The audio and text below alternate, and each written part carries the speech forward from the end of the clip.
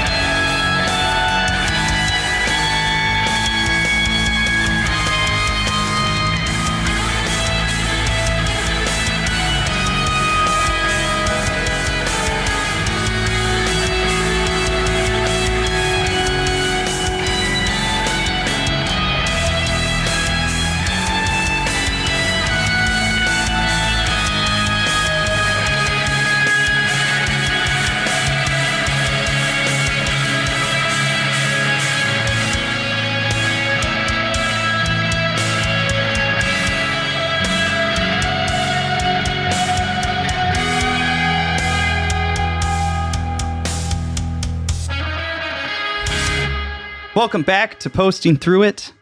I'm Jared. I'm Mike. And I'm Bob. And today we're going to return to our Who the Hell Is series with Dave Portnoy. I'm excited about this one, a.k.a. Stool Presidente, the founder of Barstool Sports. The revised theme song was performed by Jared himself. Almost like by request from me, I guess you would say, when I said I want to play something that sounds a little sporty. So he did it. That was a lot of fun to record. Something a little special for a guy who is very special, but maybe not in the best way. So Dave Portnoy and Barstool Sports are a big deal. Dave Portnoy's net worth is reported to exceed $100 million. Barstool Sports, you've probably seen it at some point on Instagram or Twitter or wherever you get your sports media if you're into sports, and maybe even if you're not into sports. A week ago, Fox Sports announced a partnership with Barstool that'll bring their content into their coverage of college football and basketball, which is about as mainstream as it gets. So you might be seeing even more Barstool in the near future. Barstool Sports is not just influential in sports media, it's also hugely influential in the world of sports betting, an industry that's now worth billions and billions of dollars. Portnoy himself is hugely influential when it comes to cryptocurrency and other risky financial investments. You'll see Dave Portnoy putting on live streams where he calls himself Davey Day Trader. Yeah, and even if you're not into sports, you've definitely seen Dave online. You've seen him do his pizza reviews, his sort of low-effort content where he just buys pizza pies from random places and gives the place scores based upon the taste and texture or whatever. It's the equivalent of a Pitchfork review score, kind of like 1 through 10 or whatever. They didn't do that. One bite of rolls, Chuck E. Cheese. Oh, by the way, Florida, this is like a delicacy. When you're in Florida, you go to Chuck E. Cheese, that's 5-star dining. And while he isn't always reliably on board with everything Trump says or does, he is pro-Trump and a big part of the MAGA coalition online due to his prodigious influence with young men. He traveled to the White House to interview Trump in July of 2020. Your son's a big fan of our website. He's a big fan of you, yeah. I've tried to get, even before this started, I was trying to get a retweet out of him for about 6 months. Well, we'll do that. He kept, well, you got me one, but he'd DM me, I'd be like, get the old man to get a retweet, get the numbers up. We'll talk business. Well, you're doing pretty well on that. Yeah. So are you. Here we are. A very important feature of this podcast, and a very important part of his story and what makes him worth covering, quite frankly, is that many critics have accused Dave of misogyny, even extreme misogyny, and women 20 years younger than him have alleged that he engaged in violent sexual encounters with them. He has denied any wrongdoing. So, loyal Posting Through It listeners know how these Who the Hell episodes work by now. We bring on a guest to help us dive into the backstory of somebody who's influential online, particularly as it relates to the type of things we cover on this show. So, returning to the podcast today, is investigative reporter Bob Silverman. He appeared on one of our most popular episodes. In fact, I think it is the single most popular episode of this podcast since the reboot, Who the Hell is Tim Pool? And Bob is really the perfect fit for this because in addition to writing about the MAGA right, Bob has done his fair share of sports reporting too. So Bob, who the hell are you? Hi, my name's Bobby Silverman. I'm an investigative reporter who, yes, it is absolutely true. I did make that classic career move of shifting from covering sports to covering everyone's favorite far-right dinguses. And a big part of that transition was me starting to report about Dave Portnoy and Barstool Sports in 2018. In fact, I think you can say that Dave Portnoy is the place where sports reporting and online extremism intersect. I think a lot of listeners by the end of this are going to agree. Before we get going, per usual, the link to the tip jar is in the episode description. But here's today's plug. It's a little special, just like the theme song. Some of the money dropped in the tip jar today is going to the cause of Mike taking Bob to Citi Field for a Mets game. Bob did all the heavy lifting for this episode, so let's reward him with more suffering to go see the Mets. So without further delay, I think it's about time we try to figure out Who the hell? Who the hell? Who the hell is Dave Portnoy? Getting high in the morning, buying things off the internet. Sports. Sports.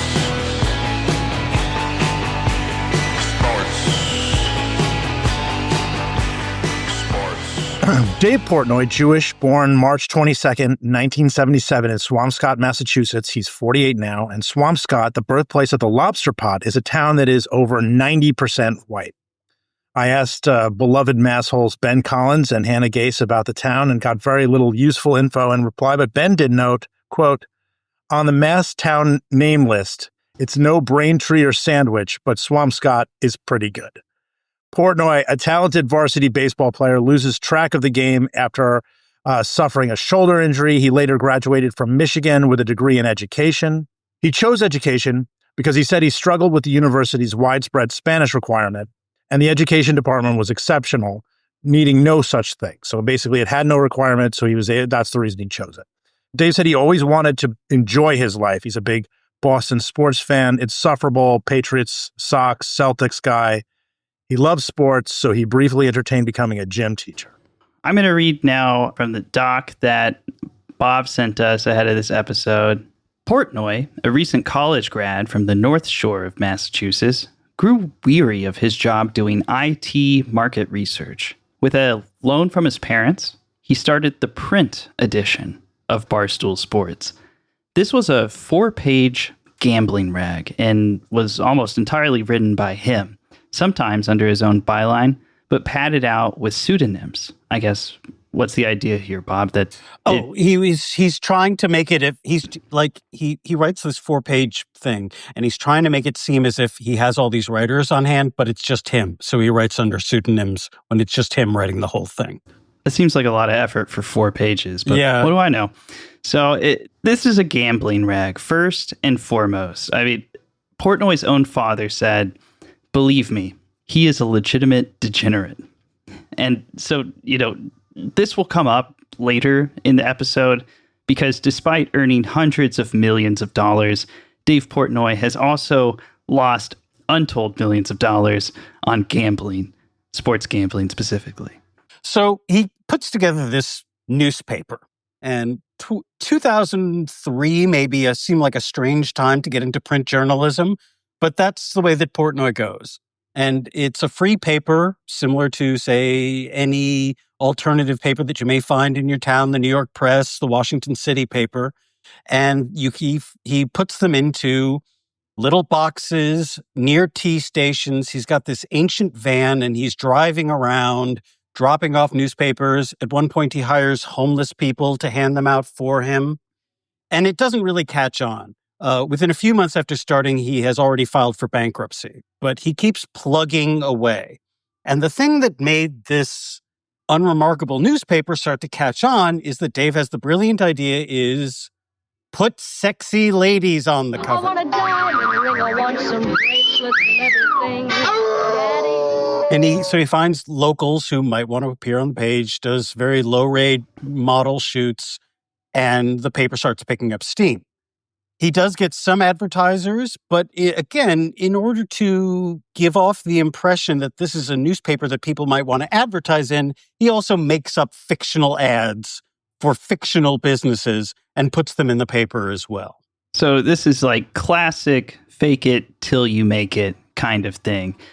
This print publication runs to like 2009, but a couple years before that, in 2007, that's when Barstool goes online, right? Yeah. He finally realizes that local Boston area print distribution isn't the way to earn a living, and that the internet exists, which is really interesting from a guy who was working in IT. But it takes him 3 years to figure that out. And the barstoolsports.com goes online. If you'd like to know what the blogs are like from that time, let's all take a trip in the Wayback Machine to the 2007 era internet. And most of it is absolute garbage.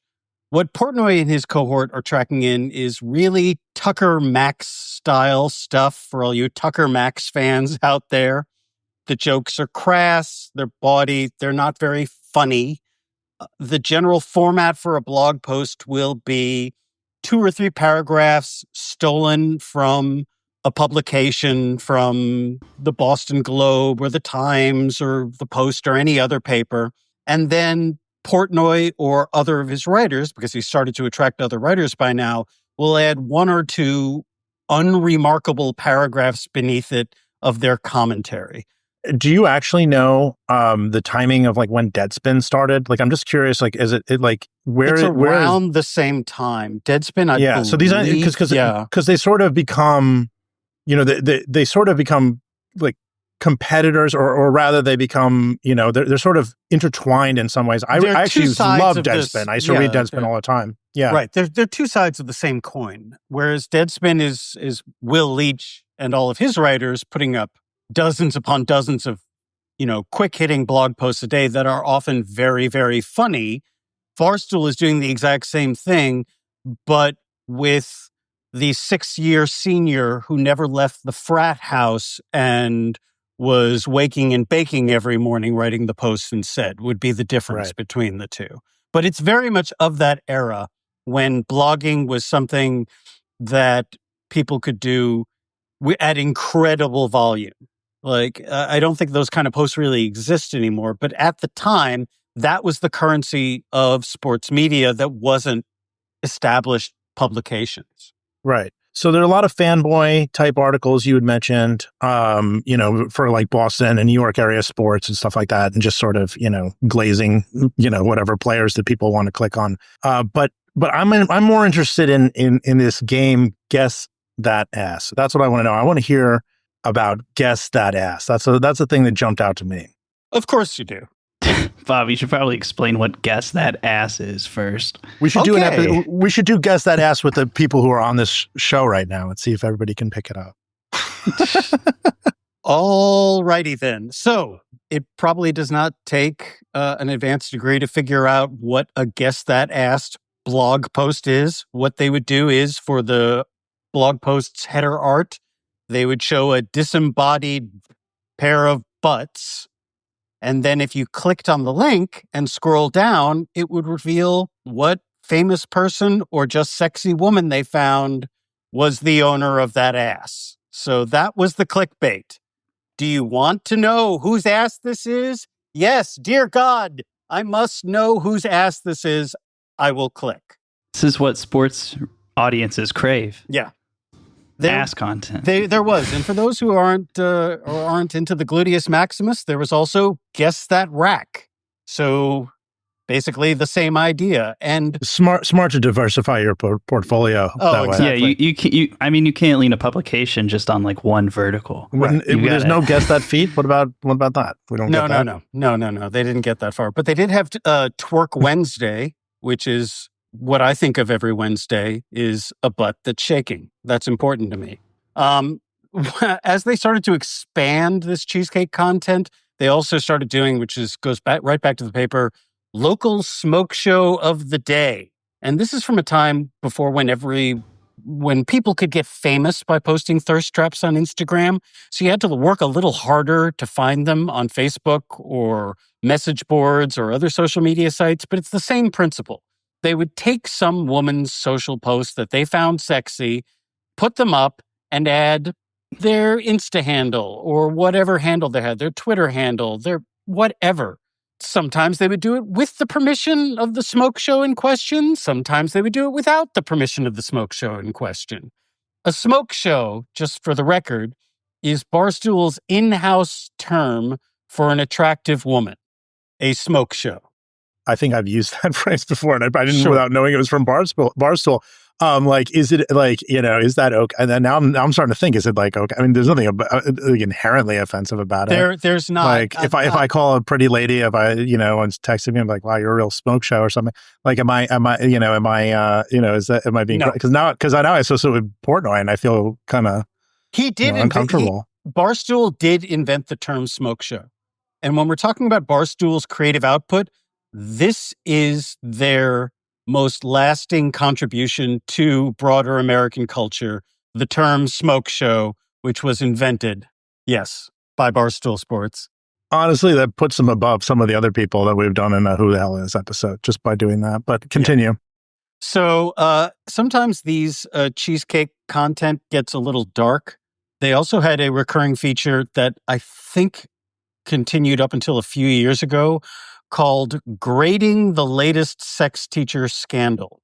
And if you remember the late 2000s, early 2010s, there was a lot of reporting about female and male teachers who were violating their students and committing. I just say that's really disgusting, honestly. Like I would just say, because I have a 12-year-old son, and it's like, I don't know, it's something about it is like really the way it gets celebrated by people kind of really grosses me out, if I may take a sober tone. Not to be square, sorry. No one at the time, by the way, just to be clear, was saying, oh my God, like people were rolling their eyes at it or saying, oh, that's kind of gross, but they weren't getting canceled for this.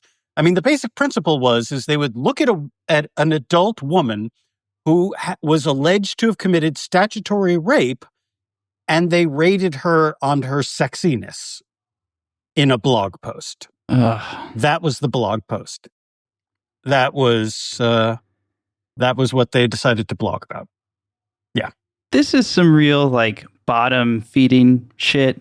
I just have to say, this is like bottom of the rung media outlet behavior. This is like the sketchy ads you get on the sidebars of like websites you shouldn't be on, where it's just like, it's Taboola.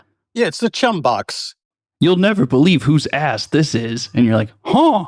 Yeah. I bet I won't. And then, it's like that kind of thing.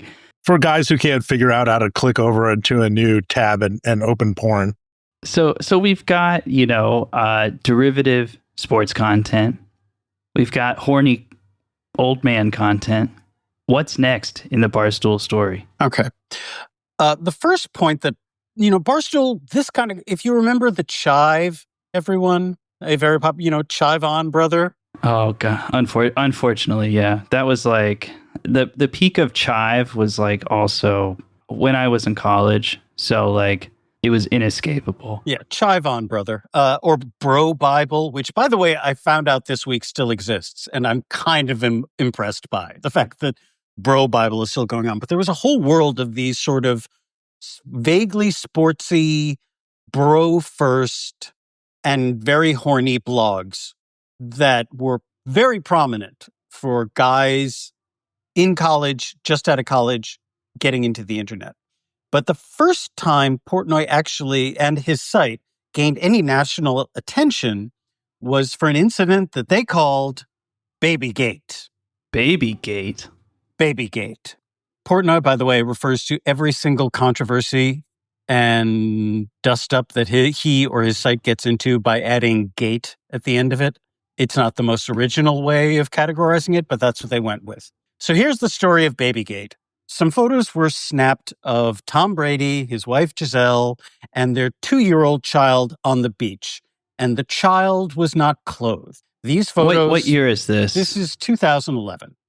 Tom Brady, his wife, on a beach, 2-year-old kid. 2-year-old kids on the beach, sometimes they're not wearing clothes, they're having a diaper change, that sort of thing. It was very normal, but a paparazzi caught them, snapped the picture, and it started going around. It got taken down as quickly as possible by every single legitimate website that saw it or posted it and realized, uh-oh, that's bad. We do not want to share a photo of a naked 2-year-old. Dave Portnoy had a different take on this, which is, I'm going to blog this. So he throws the photo up on Barstool Sports and he describes the 2-year-old's penis as a howitzer. Basically what happened is Dave Portnoy... Wait. For anybody who doesn't know, what's a howitzer? A howitzer is a big World War II era munitions. It's a giant cannon. Dave Portnoy is saying this baby is hung like a horse. A baby. It's so fucking gross. I'm sorry. This is so fucking gross. He's praising it. He's like, it's so gross. That's so fucking gross. His mindset is Tom Brady, greatest QB of all time, which, okay, fair. But Tom Brady is so great and such a paragon of masculinity that he has birthed a child with a very large penis. I don't know how to say that without needing a goddamn, chemical bath. But that's what Dave Portnoy wrote. He gets a ton of crap for this. Everyone is saying, take this post down. It is wrong. What is wrong with you? Stop. Don't do this. It stays up for a little bit and he does take it down. But the press writes about not the photo, but Dave Portnoy's blog. And they asked him, why did you do this? And his response is, I said he had a big howitzer, so that's not sexual. If you're making a connection to that being sexual, then I would look in the mirror is what I would say, because it's not sexual at all. End quote. So he complimented the size of a baby's penis. Yes. And then was like, come on, get your mind out of the gutter. Correct. Sweet. Cool. Yeah. Makes sense to me. Yeah. It gets so bad that that the police are called to come to David's house because he did publish CSAM. That's what he did. CSAM is an acronym that stands for Child Sex Abuse Material, right. Which can refer to child pornography. Yes. It gets enough media attention that Dave Portnoy makes his first appearance on the Howard Stern show. And Dave Portnoy is a huge Howard Stern fan. He has said he has modeled his career after Stern at various times. Well, there's the problem right there. Yeah. Yeah. He also says that he's the Saturday Night Live of the 21st century, but leaving that aside, Stern brings him on, and Stern is not treating it like it's a joke at all. He does not find any of this funny. And he basically grills Portnoy for the entire segment, making it clear that he thinks Dave is a weirdo for publishing this and asking him, like, what was going through your head? Dave, people said, you must take this down. It's kiddie porn. And I saw the picture, and quite frankly, I do think it's kiddie porn. I don't think you should put a picture of a 2-year-old nude. After a few days, a week or so, the hubbub fades down. People stop talking about it. But I mentioned this episode as being vitally important because this was the only time when Portnoy really sort of took a step back and apologized and said, yeah, I screwed up. By the end of it, he was saying, okay, that's a bad idea. His initial response was, what's the big deal? It's just a joke, you guys. By the end, I think he realized that he'd screwed up and he was apologizing and contrite and he took it down, et cetera, et cetera. He will pretty much never do that again for the entire history of his career as a media mogul, let's call it. Apologize or publish naked children on his website? Well, both, really. Both. He'll do other disgusting things, but he will not publish any more photos of naked babies and compliment their penis size. Sounds like he got what he wanted out of it, though. I mean, like, he got on the Howard Stern show. He did. But what he realized is there was a way to turn this negative attention into his favor, and he didn't do it. And later on, he absolutely will do that. Bob did all the heavy lifting on this episode, and he must be burned out. And the best way to avoid being burned out, of course, is a nice cold Magic Mind supplement right in my refrigerator. That's right. This episode today was sponsored by Magic Mind. And seriously, ever since they reached out and offered to send us some packs to try, we've really been liking it. Before we agreed to let Magic Mind sponsor a few episodes, Jared and I tried the product for a couple of weeks to make sure it wasn't junk. We were pretty skeptical, to be honest, and prepared to turn them away if we didn't like it. We were both surprised by the positive effects we noticed, and we just loved it. Magic Mind makes 2-ounce drinkable shots that supercharge your mental performance. There's a lot of scammy products that claim to do this, and some of them are even sold by the conspiracy theorists we talk about on this show so often. Magic Mind is not that. It's a legit product with real science behind it. The 12 ingredients contained in each bottle are scientifically proven to help sharpen your focus, reduce your stress, and give you more energy, all without the crash. Those ingredients are also nano-encapsulated, a process that helps your body absorb the full potential of what you're paying for. Add a shot to Magic Mind to your daily routine, and over time, you'll notice a real positive difference. I've been working on long-form magazine pieces while taking Magic Mind, and I've noticed I feel a lot more focused and energetic. And unlike other sources of energy, it's not making me feel jittery or causing me to crash out in the middle of the day. I've experienced the same thing. I used to consume a lot of caffeine during the workday to stay focused, but since I started taking Magic Mind, I haven't felt like I need to do that. Magic Mind has given me the focus and sharpness I was chasing, downing cup after cup of coffee, but without the negative side effects. Magic Mind is offering Posting Through It listeners a 50% discount on their first subscription when they use the code THROUGHIT50. That deal won't be around forever, so get it while you can. We've got that code and link to the Magic Mind website in the episode description for you, and you can find it later. We totally understand if you're skeptical. Trust us when we say we were too. The Magic Mind has a 100-day money-back guarantee, no questions asked. If you try it and don't like it for whatever reason, you'll be refunded. It doesn't matter if you drank all the shots. They're that confident that once you try it, you'll love it too. With a big discount and zero risk, why not give it a shot? You have nothing to lose. So Mike mentioned misogyny. He used that word in the opener. Mm-hmm. And in terms of Dave Portnoy and the reputation he has more broadly in public, that's kind of like what I know about him, is that like many people have accused him of misogyny, and enough people and enough credible people that I'm inclined to think there's probably something there. You told us that reputation kind of starts after this episode. I'm curious how that's related. Am I getting that right? Like, yeah. Is that related, or what happens now? That's part of it. But now that the press is paying a little bit of attention to him, people are wondering, okay, what is this website? And if you actually read the website at that time, there are a ton of blog posts written by Portnoy and his other bloggers that are even viewed from 2012, 2013, it would be really difficult to describe them as anything but powered by misogyny. Women, if they are attractive, they're only described as chicks or hot sluts. If there is a woman who is vaguely left of center politically or could be perceived as a feminist, they are, pardon my language, I'm just quoting from the website here, ugly bitches and fat dykes.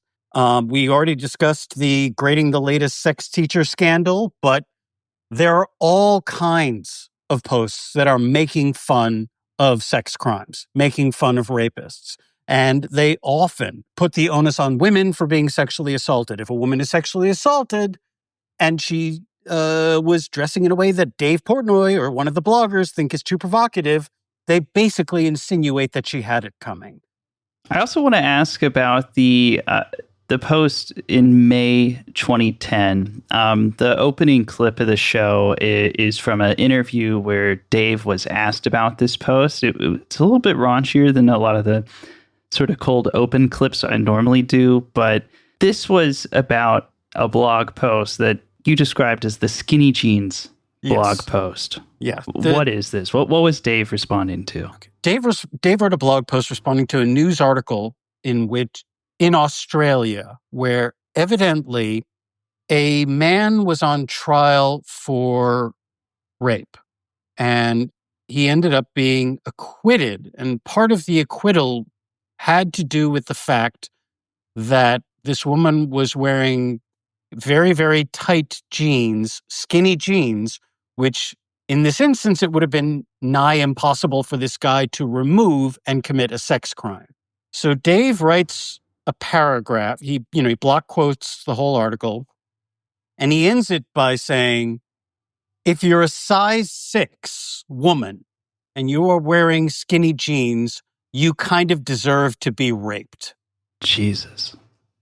The insinuation being that a woman who is a size 6 is too fat to be wearing skinny jeans, and therefore, by committing the crime of being too fat for Dave Portnoy, they deserve to suffer at the hands of a rapist. That's the joke. He has later defended this joke, not just in Inside Edition and other places, by saying he did not realize that size 6 was not that large, that he thought a size 6 was a size 20. That's his defense? That has been his defense at times. At times it changes. Other times he said, an expression like, you deserve to be raped, is just a throwaway thing that he says, where he says someone needs to be murdered, or you deserve to die of cancer, and that there's no difference between them. It just means he doesn't think this is a good person, so they should have bad things happen to them. This is like truly disgusting. Yeah. Yeah. So tell us a little bit about these. So it's around the same time he launches these things called a Blackout tour. This is not for fans of the Redman and Method Man album Blackout from 1999, a delightful LP. This is not that. And obviously implied here, blackout is like blackout drunk, right? Which sometimes has on college campuses, which is what this is targeted towards, can have, intimates a sort of a rapey situation sometimes. I mean, that is at least the way I think of it, right? The idea is that somebody's completely unconscious. And it was a little bit, as far as based upon what I'm learning from you and following what you wrote and doing the prep for this episode, it's a lot like something that I used to see ads for when I was in my teens and early 20s, which is Girls Gone Wild. See the world's hottest all-real, all-naked Girls Going Wild. Girls Gone Wild is delighted to offer you exclusive free VIP access for a limited time only to uncensored videos on your mobile and online. Jared, you are a bit younger than me. I was just curious if you have any familiar with this Joe Francis product. He's a different kind of sleazeball. I'm familiar. I never watched Girls Gone Wild. I was too young, but if I was watching like Comedy Central and it was getting a little bit too late, I'm familiar with the ads at least. Yeah, I remember being like with my high school girlfriend and like watching TV at like after midnight, and then all of a sudden it would presumably just like come on and be like, oh, this Girls Gone Wild, whatever. But this is kind of for people who don't know, there's just like supposedly candid shots of college and high school girls, or I don't know about high school, but college girls, very young. And they would, they're just frolicking and doing things and getting drunk and maybe making out or something, right? Like that was the kind of content. And this is sort of like this Barstool product, this Blackout is sort of the tour of that. Is that fair to say? Yeah, the Barstool had tried to do live events before and they didn't really work out for them. It was very expensive. They weren't really equipped as a company to host a touring bacchanal up and down the East Coast. But the Blackout tours, they sell out pretty quickly. And part of it is, as you said, the advertising is absolutely with the Joe Francis Girls Gone Wild model. They will show B-roll of women wearing next to nothing, foam parties, blackout lights. And the implication is that these women are going to get so drunk and look at all these sexy women. Couldn't you have some fun with them? And they're all the parties are also tangentially attached to a college. So if they were having a party, say, near Boston University, it's the Boston University Blackout Tour, even though Boston University itself has absolutely nothing to do with this. And they do this. These parties are really successful. The site itself, by this point, even given the nature of the blog posts, is starting to do better and better. Rob Gronkowski, famously, by the way, showed up to a blackout tour party in 2011, dressed as a very large furry, dancing on stage. It's a whole thing. The parties are also, to be clear, they are sausage fests. They are mainly guys buying tickets to these things. I did, in some reporting, I went through as many videos as I could find. I went through Reddit posts discussing people who actually went to the tour parties as they were happening concurrently. They were a sausage fest. To me, it's just like a recipe for disaster, right? I mean, when I was in college, there were parties like this. You knew they were around. Similarly, also sausage fests, but it was not openly advertised, right? It wasn't like, come on down to this frat house and everyone's going to be like the drunkest you've ever seen them, right? I mean, it just sounds like a disaster. And, well, yeah. That's what happens. Like, the parties there are lots of instances of the cops being called to deal with public intoxication, kids overdosing on various substances, incidents. It gets media attention because they are really that rowdy, that dangerous. And if you were a young person going to they're the kind of place where I would say a woman should not want to be within 1,000 feet of them. But for Barstool's 20-something male-centric audience, they are exceedingly popular. It seems like the topic of a local media segment you would watch that would be like, all the kids in town are spadorking, and spadorking is going to kill your kid. Right. Like, I mean, did it generate that kind of response? Absolutely. And of course, every time... It's like catnip for that. Yeah, it's a great local news segment because, one, college kids gone out of control, exactly the kind of thing that's going to scare a middle-aged person or an older person who still turns to the evening news to get their information. Oh, and guess what? The news producer can also throw in some of the exact same B-roll of girls in skimpy outfits dancing around that Portnoy used in their advertising. So all of this fear-mongering and pearl-clutching is free advertising for Barstool. So what happens, though, is, to change the tide a little bit and really kick it into overdrive, is that there are a group of students from Northeastern University in Boston. There are about 20 people, 95% women, all self-identified feminists. A lot of them are queer. Some are non-binary. They're exactly the kind of person who would say, what the hell is this, immediately? And they organize a protest group.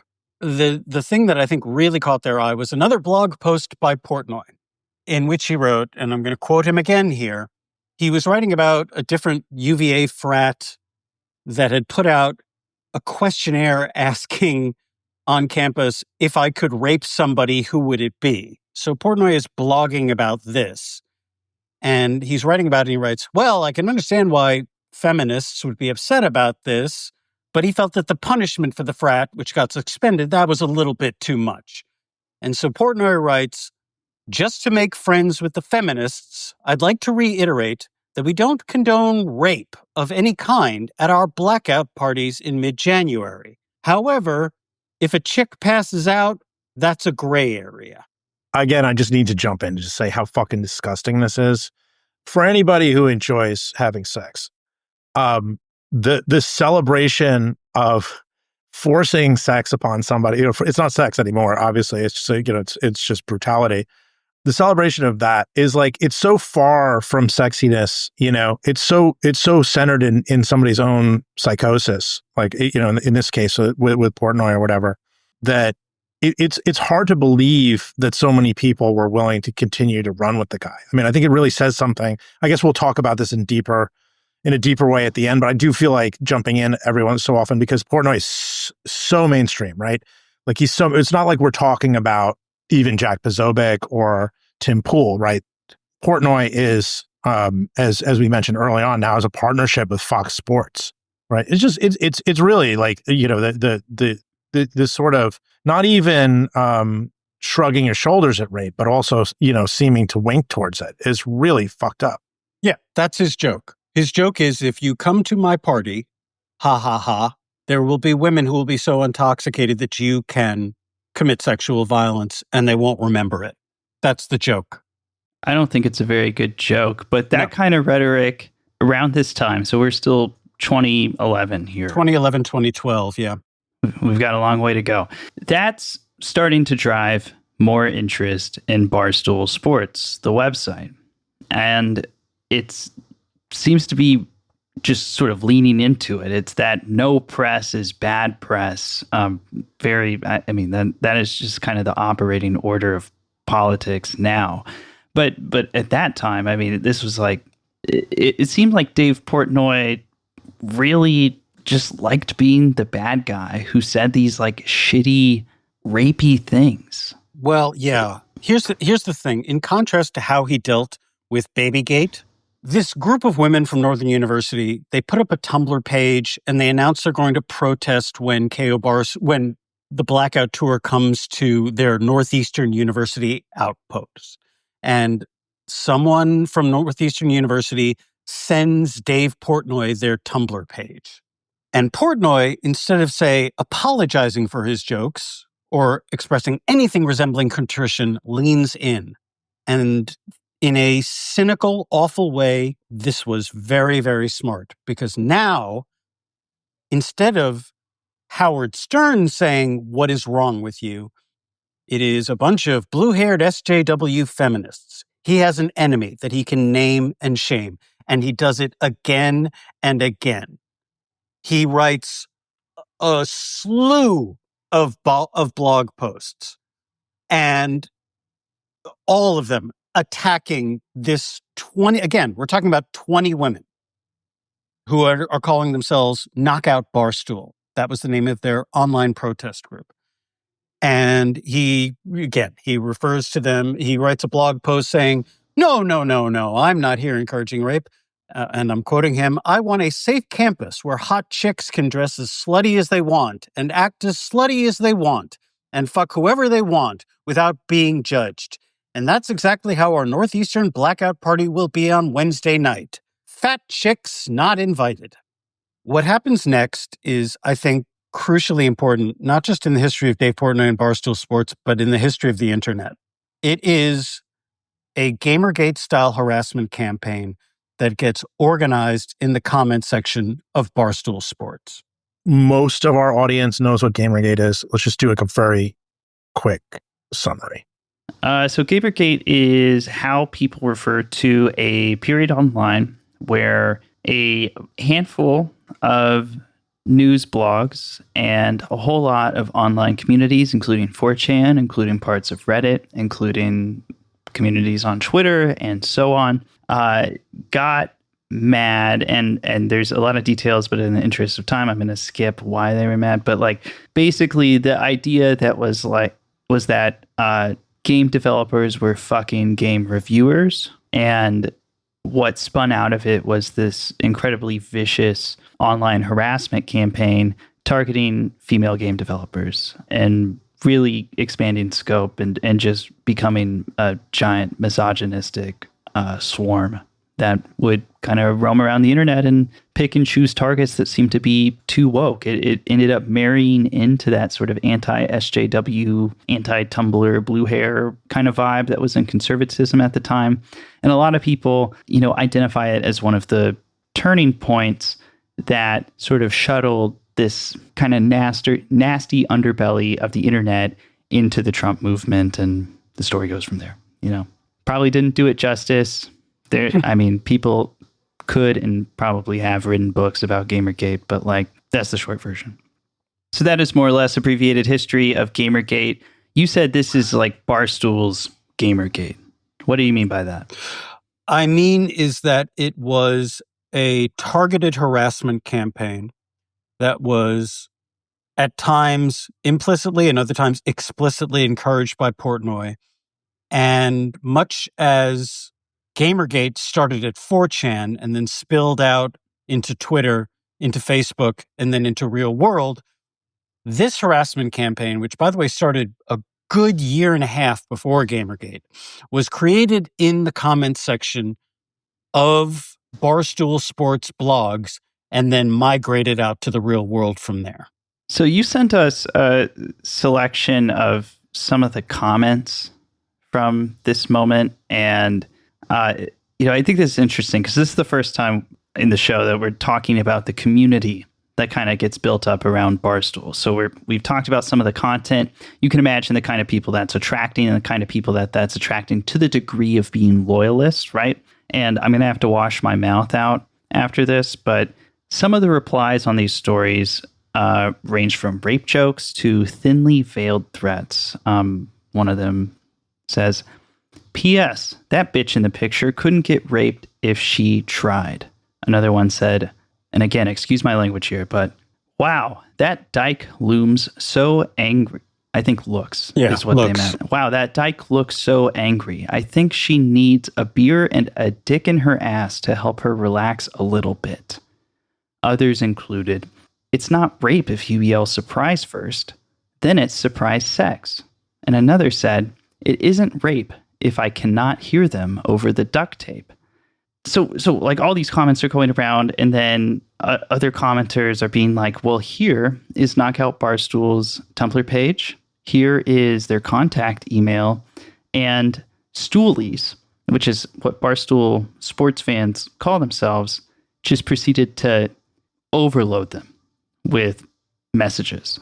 They were targeted. Their family members were targeted. At one point, the underage, I think a 16-year-old girl who was somehow related to one of the KO Barstool's members got targeted. They were terrified. And as you'd expect, they tried to go to the police. And in 2012, the police were not equipped to handle an online harassment campaign. They're still not equipped now. But in 2012, the idea that the comment section on the internet could pose an actual threat to people's safety was not something the police had even considered. So they were ignored. It's the Tyler, the Creator tweet of like, how is cyberbullying real? Just look away from the screen. But one thing I'd like to mention about this, in any case, the protests though, and Portnoy's constant egging on, he blogged about them constantly. And in fact, he used the term KO Barstool to describe every feminist that he wrote about pretty much through 2020. Like, this group stayed as an enemy of theirs, even though it existed for maybe 3 months in the real world. Pause, because I'm seeing two patterns that feel very familiar to anybody who like looks at MAGA and the way MAGA operates in terms of scapegoating and stuff like that. Calling everything KO Barstool is like the way everybody calls everything Antifa or something, right? Like it becomes this, right? It's like anything bad is Antifa or whatever else. Then there's this other angle here where it seems like he is deliberately needling, attacking these folks to get a reaction and then posting the reaction, right? And that is like, it becomes like a huge, he's a forerunner in many ways, it seems like, to the Trump right. Like it just in terms of using the internet outrage, that sort of back and forth cycle in order to kind of fuel, sort of fuel engagement. It absolutely does. And this is something, like there are two things I want to add to that. One, he says, he blogs at one point, like, I don't want them to stop, KO Barstool, that is. I want them to keep coming at us because I love going at them so much. I'm paraphrasing. But he absolutely makes it explicitly clear that he wants these protests to happen. The protests, of course, by KO Barstool, they had a couple of outdoor, like one vigil, and then they held one protest outside an event. Those get picked up. Jezebel writes about it. HuffPost writes about it. All your favorite lefty sites at the time, RIP though, write about it. And this, again, brings media attention. But what Portnoy does differently than he did with Babygate is he says, I come at me, bro, again and again. And every time KO Barstool responds, he ups the ante. He cements this group of 20 college kids as a perpetual enemy of Barstool Sports, so much so that a picture of one of the protesters face-to-face with Portnoy was still being sold on their team store as recently as 2012. It has been called by Barstool readers the most iconic photo in the site's history. And this naming and shaming a specific left-leaning like archetype that they can attack, that Portnoy can say, this is the person who is out to ruin your fun. This is the person who is against you. And I am the only one fighting for you. I am the only one standing in your way. They're not trying to get me. They're trying to get you. And I am the one in the way, is what creates this parasocial bond with this El Presidente character that Portnoy has created and makes the site as successful as it is today. Portnoy and other bloggers have said explicitly that the KO Barstool incident and how they dealt with it is part and parcel of what made the site the kind of company that could be valued by Penn National Gaming as being worth $450 million in 2020. I want to point out that is another trope, like another MAGA trope that you mentioned there, that photo. For people who can't see it, there's a picture of Portnoy looking like, oh, I'm just hearing what you have to say. And a woman is like genuinely angry at him. And then they're sort of not face to face, but they're close enough. And that's a trope. That's like a thing where these guys will go after an image of themselves sort of standing face to face with the enemy, right? It's a thing, you see Posobiec made his whole book cover a picture of him face to face with some person who was Antifa or whatever. I've seen lots of different people kind of do that. They're just sort of standing up to the hordes of enemies, in the name of whatever bullshit. Right. The right that they have to both consider themselves the perpetual victims of these social justice warriors or of this one 20-something college student, and have the right to behave however they want and never receive anything resembling consequences for their actions, or even have to hear someone else say, actually, what you're doing is really crappy. And it's and I want to highlight credit to Portnoy. He was doing this a good 2.5, 3 years before the online right really figured out how this tactic works, before Gamergate.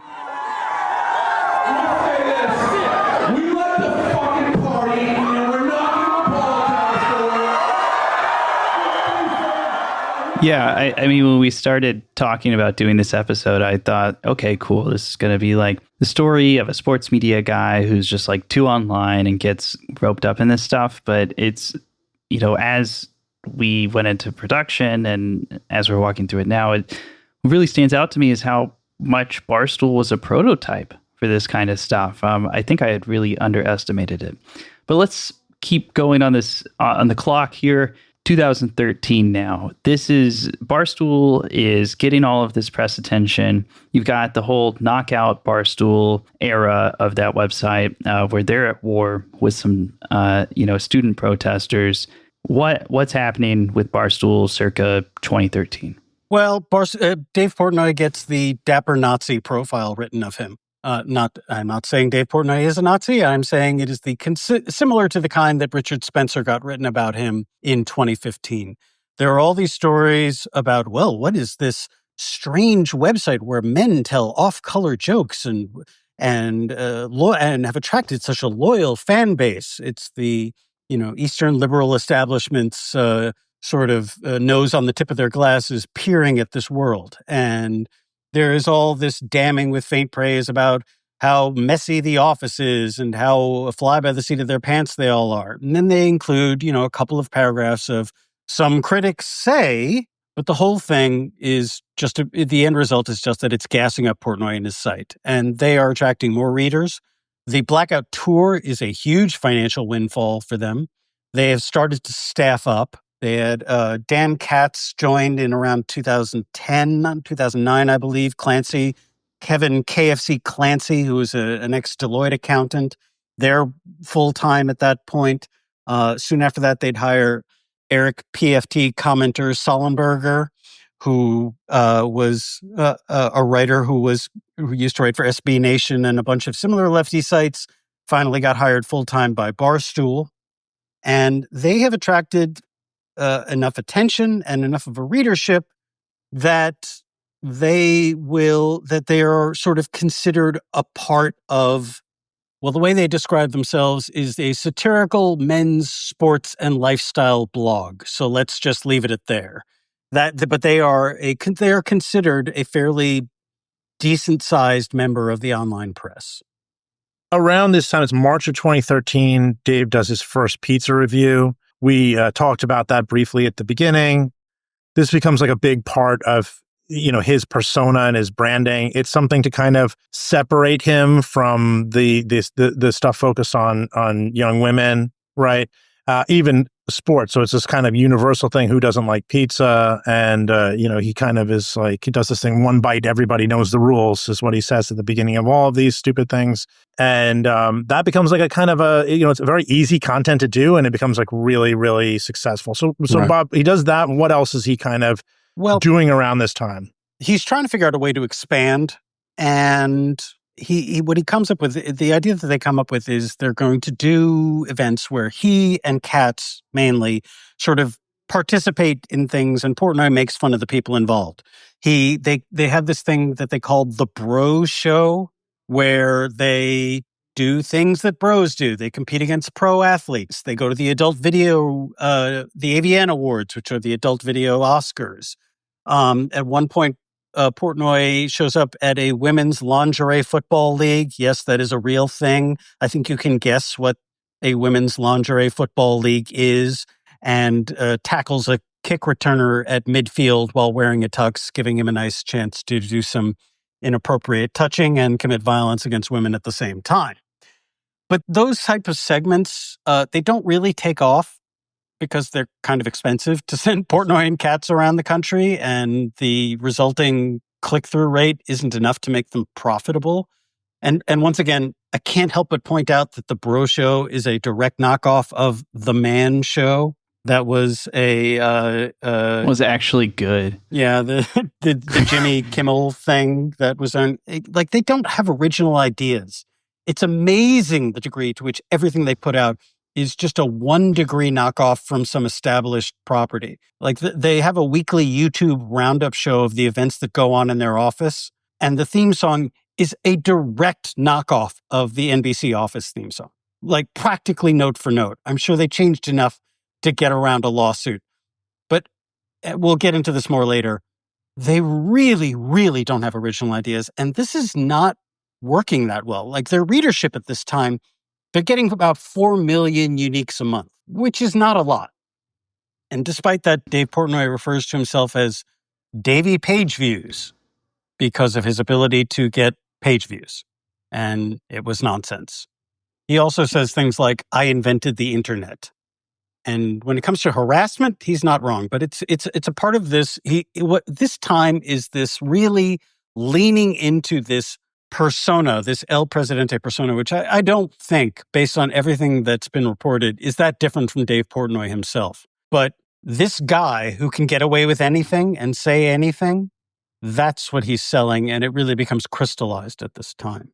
I just want to, maybe it's just because I'm a media nerd or whatever, I want to try to put this like 4 million uniques per month into perspective. Mike, you've talked about on other episodes, like, what was it, Chart Beat or whatever, where you could see. I talked about it in the context of like ABC News and seeing the stories just go up like it's like a slot machine, like all the coins come out or whatever. It's just like what's like when you've written for like Newsweek or ABC, like a story that does well, like how many unique visitors are we talking about? It like, I can't remember what it was at ABC, but I just know that it was you would get stories that sometimes would have millions like on its own, and then also you'd have on the homepage itself, there'd just be swimming with people. There would be people who would go and get their news directly from abc.com or abcnews.com. So all of us to say like 4 million clicks a month or whatever is not, in the terms of like online publishing, is not like some mind-blowing stat. I think it's better than SPLC. How about that? I mean, right? It's better than better than this podcast, I guess. But yeah, but I mean, it's like, I think that's fair. I think that you would expect, for the amount of money that it has been produced by Barstool, especially now, like in retrospect, and like the fame of Dave Portnoy and the sort of ubiquity of the Barstool brand, that it would be higher than that at that time. Yeah, you think it'd be higher before you start calling yourself Mr. Page Views. Yes, or that you invented the internet. Yeah, it's either Dave Portnoy or Al Gore. Which way, Western man? The big secret of Barstool is that for its entire history, the site has never been that popular. I think it maxes out at around 10 million uniques a month. At least the last time I checked, it was at around 10 million. It is not a popular website. The podcasts are very popular, and they rank, some of them are at the absolute top of the charts.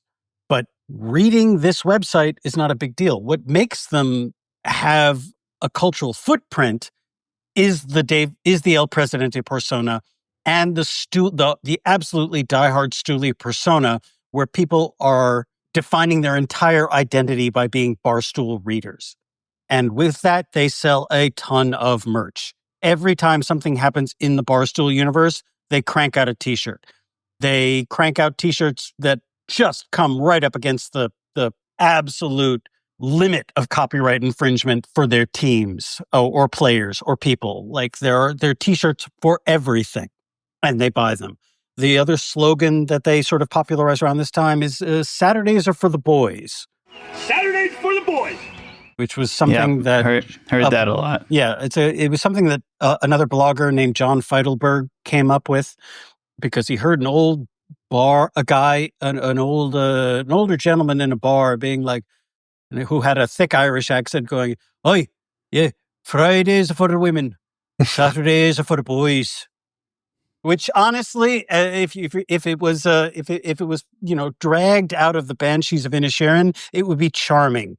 But in Barstool's world, it just becomes this sort of horrible rallying cry about not having any women near them ever. And I would just say something about the Stoolies who are buying these T-shirts and whatever. I've seen them, passively. I'm not reported on the Barstool world like you have, but I've seen them like just filling up the reply, like Portnoy's replies, making memes of things, like making GIFs with like his head on it and doing some sort of kind of almost like glorifying him like he's some sort of god, which is so weird because he's such a shithead. But like, if you want to make the comparison to Donald Trump, I think you can. It is what they want. What Portnoy does is he gives people license to be the worst version of themselves. And that's a very powerful attractor. It's the merch sales and the advertising because of their imprint that allows them to make money. The fact that very few people click through the website is irrelevant. And it becomes far more important when they get heavily into social media, which we will discuss later. But the reason Barstool is a big deal is because of the controversy, because of how Portnoy reacts to the controversy, and how his fans react to the controversy as well, because they will do what he says.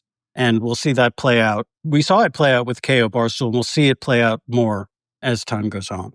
So I just want to note that because Facebook and Google and now AI is like executing web traffic, those numbers of visitors to the Barstool website are almost certainly lower today than they were at their peak.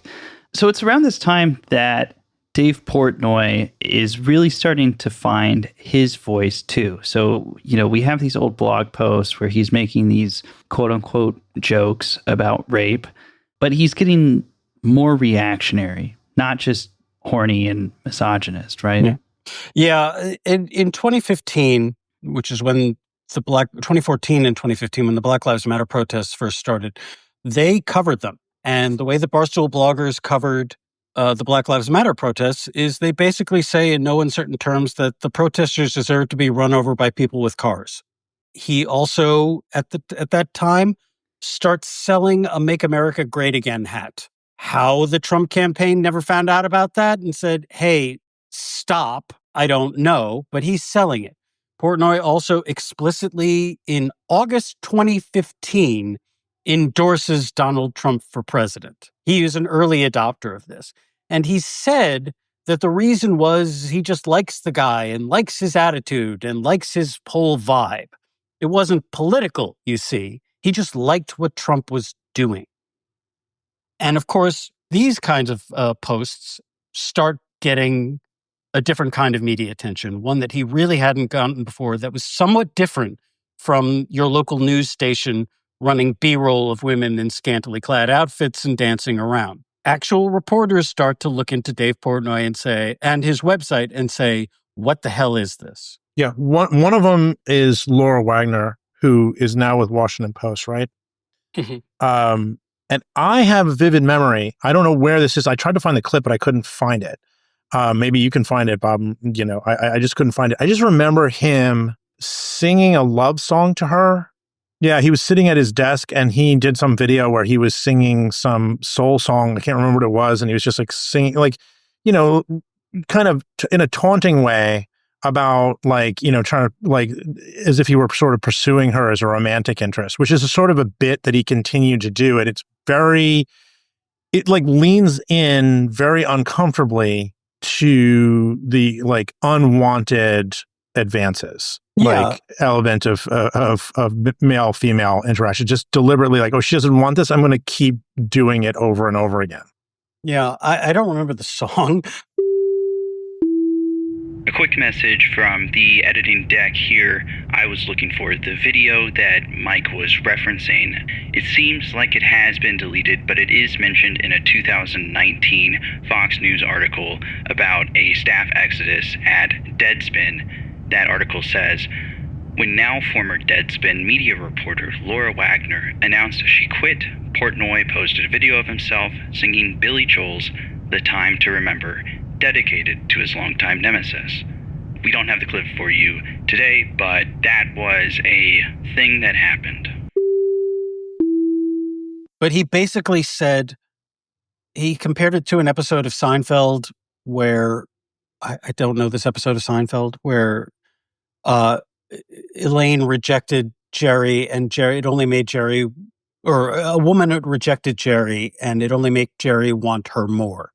And so he constantly talks about Laura Wagner, about how he's going to make her, he says, I want to hire that sweet little potty mouth of hers. And when she gets fired by Deadspin or something, and he's like, he writes posts where he says, I'm in love with her. I'm in love with that vixen, because she openly insults him in a couple of blog posts, calling him an angry Adderall pill was one descriptor for Dave Portnoy. And the other was a sniffly raisin. And I'll let the listeners try to suss out what Laura's implying by that. Mike, that reminds me of what your sister said about Dave. Should we share that now? I just told my sister, Katie, about that we're doing a Portnoy episode. She's like, you should print that no woman wants to have sex with him because he has the face of a bridge troll. And that's why he behaves the way he does. And the only reason anyone has sex with him is because he's rich. You should say that. And I was like, well, I don't know if I should say, but I do think because of his behavior, women tend to that I've spoken to, have a very sharp reaction to this guy, in the sense of there's something really primal that they pick up on that they find hideous. I'll also add one more descriptor, which is from J. Caspian Kang's article about Barstool Sports in the New York Times, in which he described Dave Portnoy as Mark Zuckerberg, but if he'd spent the last 2 decades concentrating on tanning and drinking heavily. These are all pretty good, but they're also accompanying some serious scrutiny. Yeah. Some outlets, real outlets, really digging into them. It's not just Tumblr blogs and critics and rival sports blogs, but actual journalists who are trying to figure out what's happening with Dave Portnoy and Barstool Sports. And we said earlier, Dave's kind of in his fuck you era. I can probably imagine how he responds, but what's his reaction to this sort of fresh blast of coverage? As someone who was writing about sports at that time, there was a general, I can say from the sites that I worked at, there was a hesitancy to cover this because the thought was, why give these people free media attention? And eventually they reached enough prominence that there was no way to ignore it, and that ignoring it wasn't doing anything to diminish their prominence or, let people know what exactly is going on with this website. Like the things that they published, they at one point, Portnoy filmed a male employee in the shower and insisted he had the right to publish that on Twitter and in a blog post. Another point, a Barstool personality in a video game stream told Joel Embiid to go back to Africa. There was a photo of a Barstool blogger in blackface that got published. Another blog that someone else wrote got deleted because it was defending a player who was committing intimate partner violence. On a radio show, they called a 17-year-old girl a hot piece of ass. Another blog called a 16-year-old girl hot. Portnoy defended Harvey Weinstein, saying, would it be okay, like if it was like a trade? So she got a big role and slept with Harvey Weinstein. Is that bad? This is how you know that cancel culture, the narrative around cancel culture is largely misleading. Because the idea, because if people were getting canceled, that they're really getting their opportunities kind of cut because of things like this. You would think that defending Harvey Weinstein and publishing commentary calling girls under 18 hot and a piece of ass or whatever. I mean, these are the very things that these guys claim to be like to care about, which is the same conundrum around Epstein right now. But I'll let you continue. Yeah. So the interesting things that happen is, Portnoy does exactly what he does. Every time someone challenges him, he doubles down. He lashes out. He ups the ante. And if it were just a question of Dave Portnoy writing or posting things, calling the reporters names or whatever, that would be one thing. But what Dave Portnoy has is an army of people willing to do his bidding. So every time someone writes about him, every time someone, not even a reporter, just a random person criticizes Barstool or him online, they know that they're going to be hit with a metric ton of harassment. There was a point in which, in 2016, it looked like Barstool was going to have a show on ESPN called Barstool Van Talk.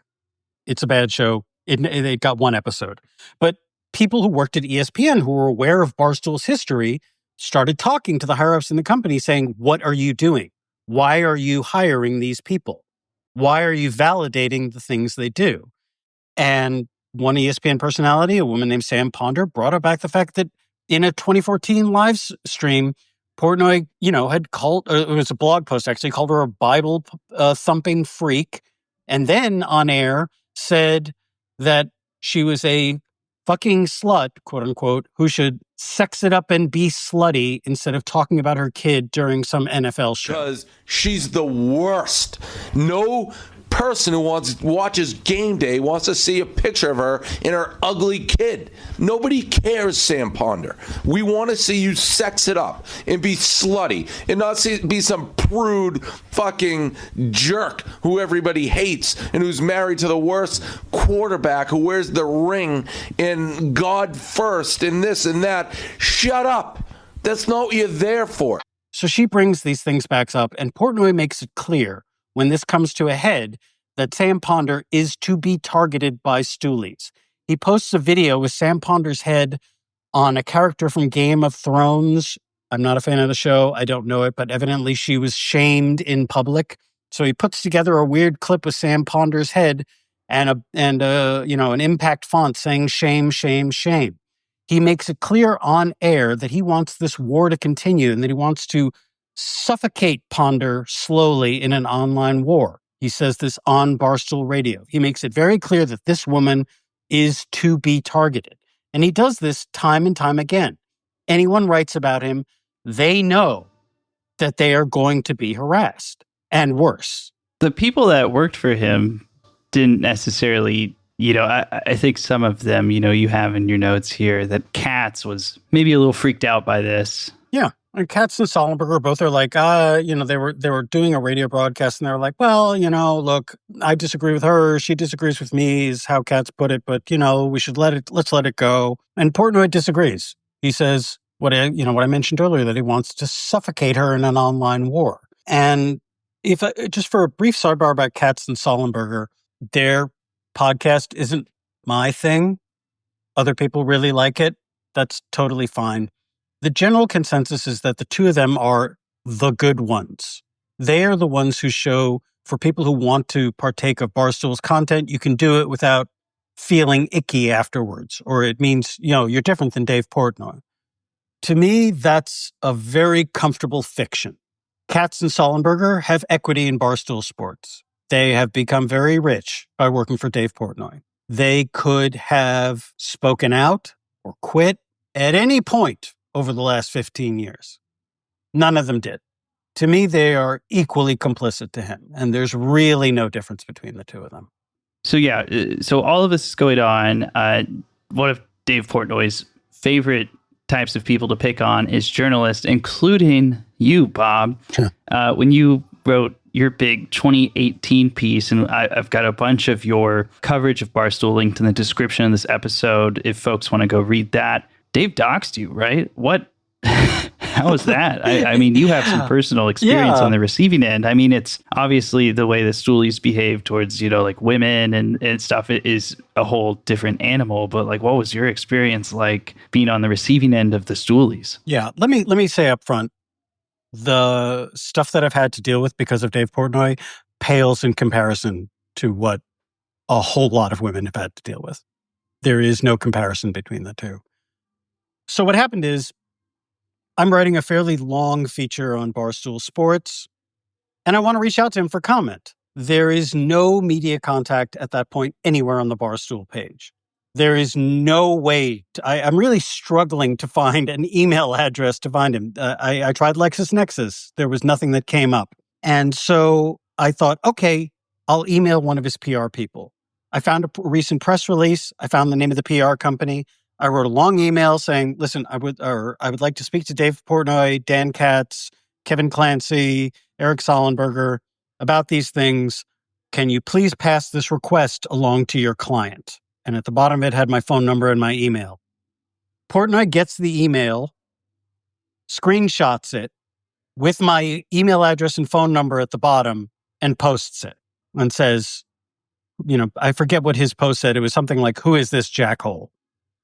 In fairness, I don't think he meant to tweet out my phone number to his then, I think, 800,000 followers. I do not think it was intentional. He was at some concert they were putting on, and all he saw was an email, and he threw caution to the wind. I will repeat, I do not think it was intentional for him to dox me because he took it down about a half an hour later. But that half an hour was enough that my phone was unusable for 4 days and my email was unusable for 4 days. I still have all the old ones. It was just a constant stream of calls and texts and voicemails. And a handful of them, I will say, were scary enough that I was wondering if I should contact the police. Nothing happened. No one came up to me. No one approached me. It never got beyond rude things that were said in my various inboxes. But I did, it was baby's first doxing, and it was a scary thing to go through. So much so that about a week later, I was going to a Mets game, and it was a big Mets game because it was David Wright's last game, and Barstool personalities had said they were going to be attending the game too.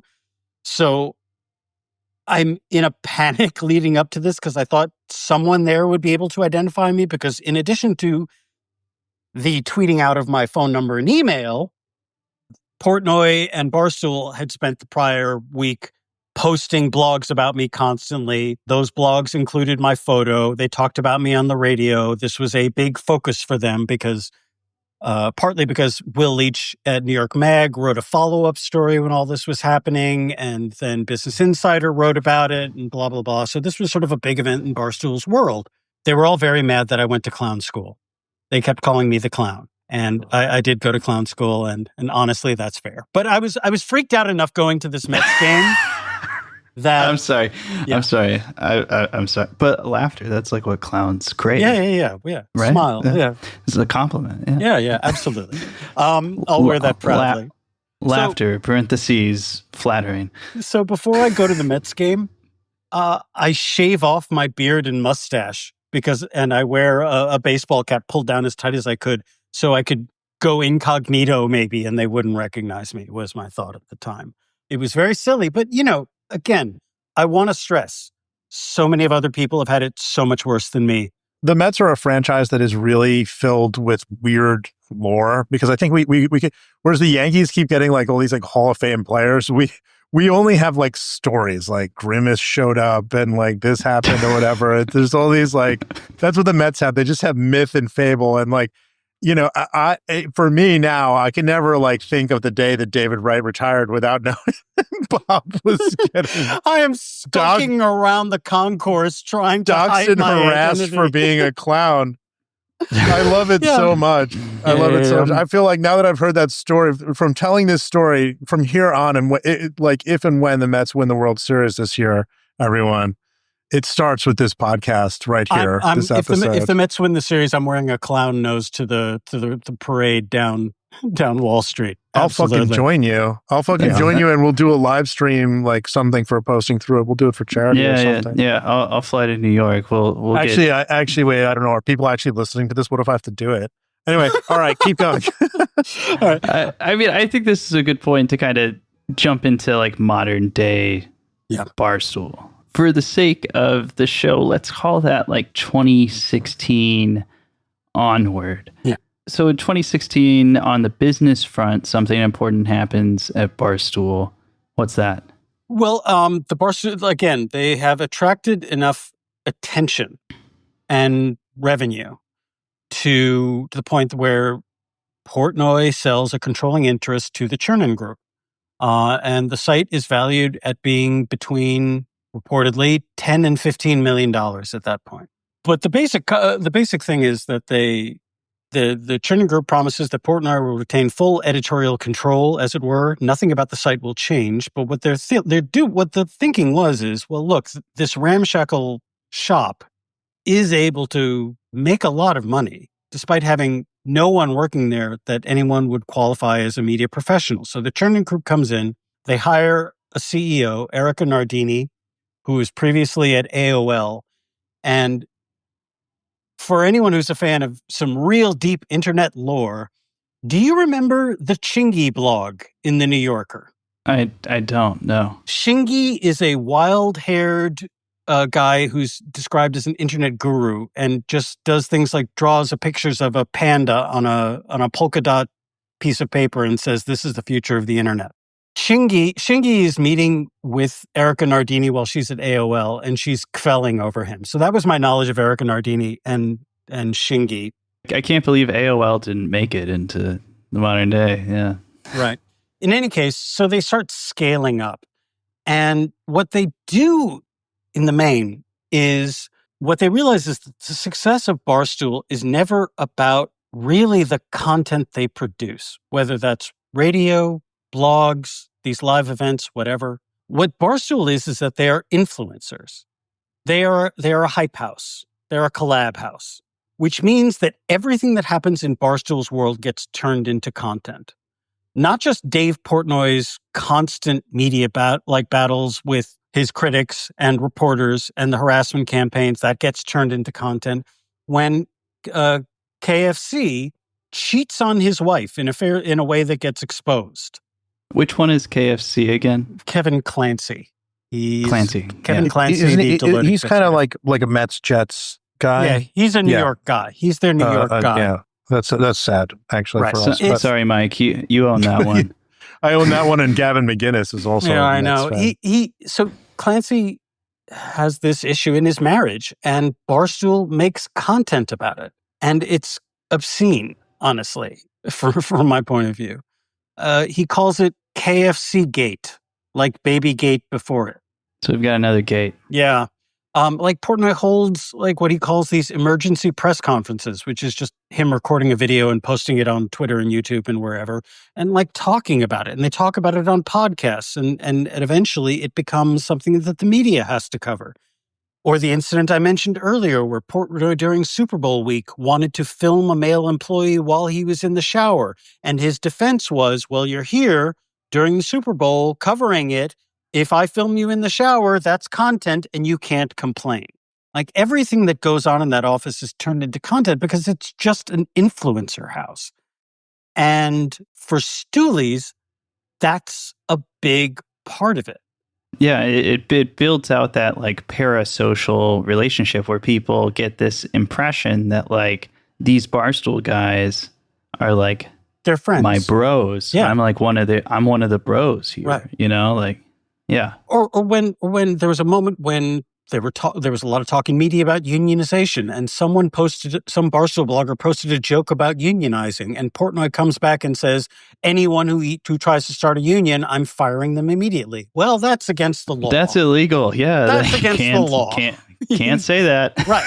And Portnoy, of course, sees an opening, and he escalates it to the point that Alexandria Ocasio-Cortez comments. And that leads to a sort of beef with AOC. And that's content for them. When they're hiring new people, they do this Celebrity Apprentice Big Brother type mashup. Again, like I've said, they have no original ideas. They just do third-rate knockoffs of other people's successful ideas. They make them stay in the office and never leave for a week and compete in these events for a Barstool job. It's never about what they actually produce. It's about, like you said, strengthening and hardwiring these parasocial bonds until you feel like KFC and Big Cat and PFT and El Prez. Those are your buds. I think I just want to interject something though. I want to interject something. There's something about that is a theme in all of those all those constant content streams you mentioned, is that they're very anti-labor, or they're mocking the very idea of working for money, right? I mean, they're associating labor with humiliation, or they're being openly anti-labor.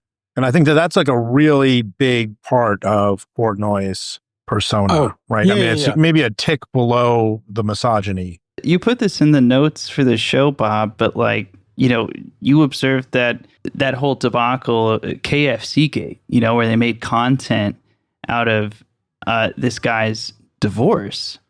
This is one of the guys who's been in Portnoy's orbit the longest. This is one of the people who via podcasts and stuff has generated who knows how much money for him, how much value for him. And this is how he treats that guy. Yeah. Oh, right. Publicly humiliating his employees is a constant feature of Barstool Sports. Portnoy has done that. Maybe not Katz, but every other Barstool employee that gains any prominence, at some point, Portnoy will try to publicly humiliate them because it's content. He does it so much, one might get the impression that he enjoys it, that it's not just a moneymaker or a content and marketing strategy.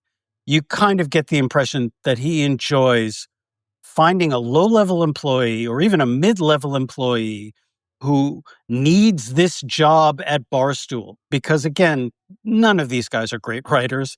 None of these guys are brilliantly insightful at breaking down sports or pop culture or anything.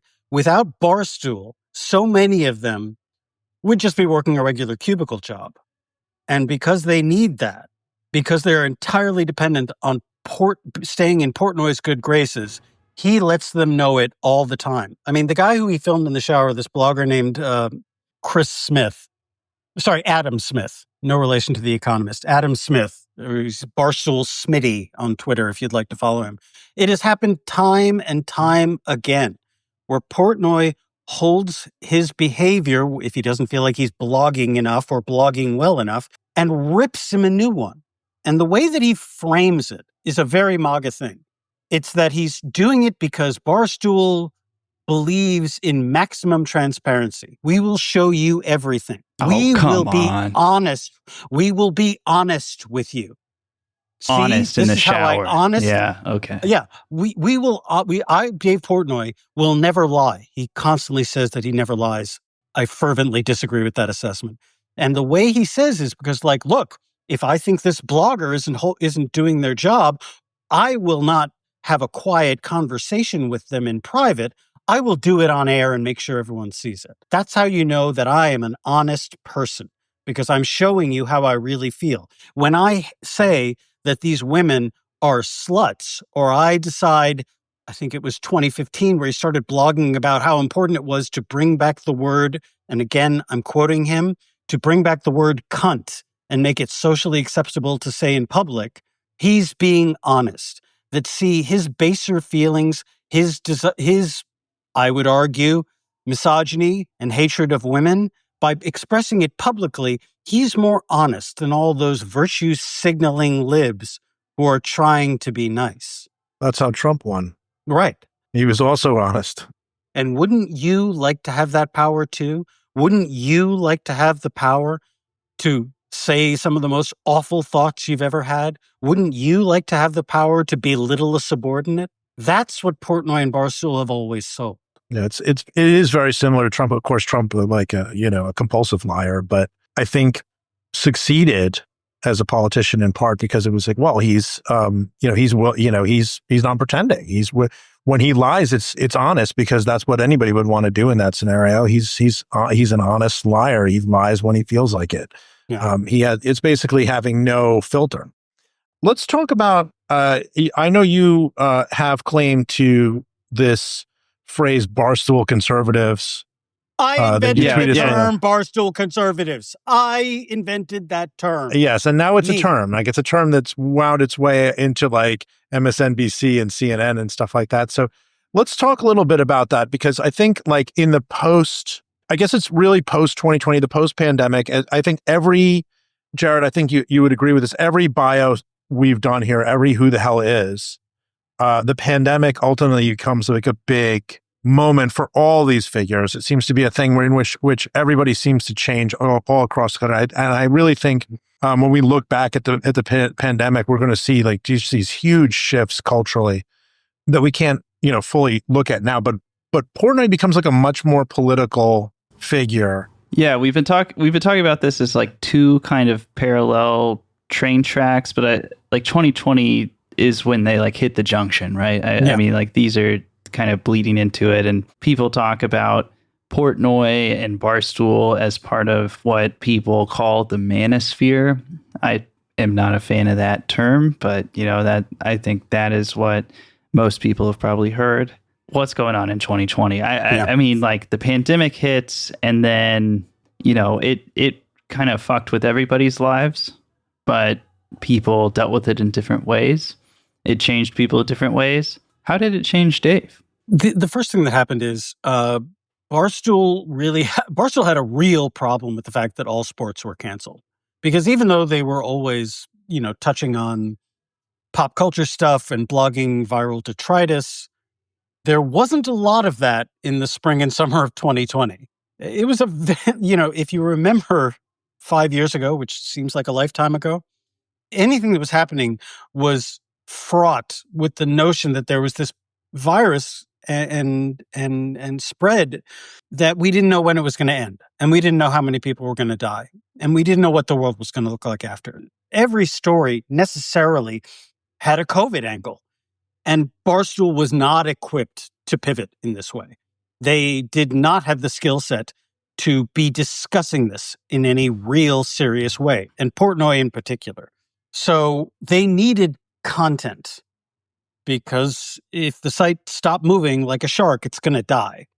So what Portnoy decided to do, and we touched upon this earlier, is like a lot of people, he gets into day trading the stock market at this time. And what he does is he comes up with this fake firm called Davy Day Trader Global, which he then abbreviates as DDTG Global. Yes, they repeat the G twice. I think that was him being funny because he doesn't know how to make an acronym or something. But what he does is, for an hour or two every day, or an hour at the beginning of the day and then an hour at the end of the day, he sets up a camera and he broadcasts himself live trading stocks. And that's Barstool's chief content output at that point. At one point, and I looked into this, it seemed like he might be engaging in some slight market manipulation, because he was certainly tweeting about the things he's picking, and he included all the caveats of, this isn't stock advice, I'm not giving advice about what people should do, but there were people who were following his trades. Should also say it's around this time, maybe the overlap isn't perfect, but this is also when people are shorting GameStop. He is heavily involved in the GameStop stuff. So again, this is like him bandwagoning, or ripping off other people who are getting interest at this time. For a gambler, which we established, he's kind of in that. This is where the action is, right? Yeah. Wall Street bets, crypto, which he also gets into. I remember him. He pumped up more than one that I remember. He pumped a couple of shit coins, and he got got busted for fraud later on. So this is where the action is. Like we can't get we can't get Carlos Rodon on the mound for a while, and all of a sudden we are now gambling on. It's a natural stocks. progression. This is sports gambling content that Portnoy got into, and he treated it exactly the same way. I'll just say a little word of advice that is not financial advice for our listeners. Most people who try to day trade lose money. So if this seems like a good idea to you, let me say, person to person, not financial advisor to you, bad idea. True. Right. But I think the way you're talking about it, Bob, is exactly right. This is an extension of Portnoy's gambling. Yeah. Also, it's worth mentioning that by 2020, Barstool was acquired by a gambling company, Penn National Gaming, which runs a lot of local casinos and was trying to get into the FanDuel, DraftKings, MGM Grand online betting world. And Barstool gets bought by Penn National Gaming, and now the site is valued at $450 million. So the jump from 2016 to 2019 is fairly large, and I would argue that that there are a couple of reasons for that. One, which we might get into later, but the other one is the controversies. The controversies in the reporting absolutely pumped up Barstool and his profile. But they are a gambling company right now that has no gambling content to make. The reason Penn buys them, as far as everyone can tell, is that their hope is that the Barstool fan base can be turned into regular bettors. That did not happen, but that was the thought behind them. And again, suddenly they're in a real bind. So Portnoy is doing this day trading content, but he also has this constant drive to inject himself into the news cycle, because the other thing that powers Barstool is the controversies. And so what is he going to talk about? He's going to talk about Anthony Fauci. He's going to sort of dabble on the fringes of anti-vax stuff. He is going to absolutely start talking about the George Floyd protests that happened. Because he's gambling and because he's doing these day trading bets, he's suddenly appearing on Fox Business more than he was in the past. There was a point during that summer where videos got resurfaced of him calling Colin Kaepernick a terrorist because he thought he was a Muslim, that gets resurfaced at this time. And another video, which was included in my 2018 story, is there's a video of Portnoy in 2016 rapping the N-word along to a Ja Rule song and not saying N-word. He's using a hard R there as well. And Portnoy gets some backlash for that. And of course, because he's Dave Portnoy, he doesn't know how to express contrition. What he does is he starts shouting about how he's uncancelable. And the combination of all of this, day trading in the market, COVID misinfo, George Floyd protests, absolute aspects of racism from Portnoy, suddenly means he's going on Fox more and more and more. And he is becoming exposed to a Fox News specific audience. And he really, really, really leans into this. So by the time the 2020 election rolls around, I mean, where's Portnoy by then? I mean, I feel like by the time you cross the bridge and you're a Fox guest, you're pretty solid in the camp. I mean, that's the president's favorite TV channel, right? Yeah, and I think it's also worth noting that Portnoy at this time, it gets reported that 6 women accused him of, who were, by the way, all about 20 years younger than him. They were in their, one was as young as 19. He was in his 40s, accused them of filming them without consent during sexual encounters and choking them to the point where they were legitimately afraid, and that these sexual encounters turned violent in ways that they did not expect. As we said at the top of the show, Portnoy has vehemently denied that anything that happened there was non-consensual or that he did anything wrong. But being credibly accused of this behavior is exactly the kind of thing that'll hardwire you straight into the MAGA camp, especially with a woman as considerably younger than Portnoy. Yeah, I mean, rough sex is a complicated one for sure. But, choking with no consent, that sounds pretty fucking scary to me. Yeah. Right? If you read the stories, both of which were published in Business Insider in November of 2021, It is also worth noting that Portnoy did sue Business Insider for these stories. He lost. But the other thing that I will say is that when Portnoy was defending himself against these allegations, he made a number of videos, and from his response, both in the blog and in the videos, if you wanted to figure out the names of these women were concealed, but if you did some digging from Portnoy's response, you could figure out their real names. And Barstool readers, the way that I figured it out is because I followed I followed what Barstool fans were saying about this at the time, and they were able to figure out who at least one of the accusers was.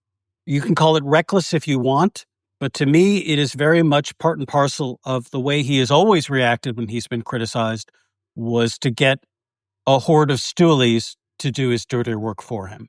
Yeah. Yeah. I mean, I'm personally not inclined to give him benefit of the doubt on that, just because by this point he's had, more than a decade of experience with his fan base. He knows how they will react. Right. I mean, that's just my take. Right. Yeah. I mean, there's that. And then as for the, again, all his denials, and it is absolutely true that famous people, sometimes people will accuse them of things in order to try to siphon money off of them or whatever. That type of thing has happened before, or just angry about something in the past that can happen in theory.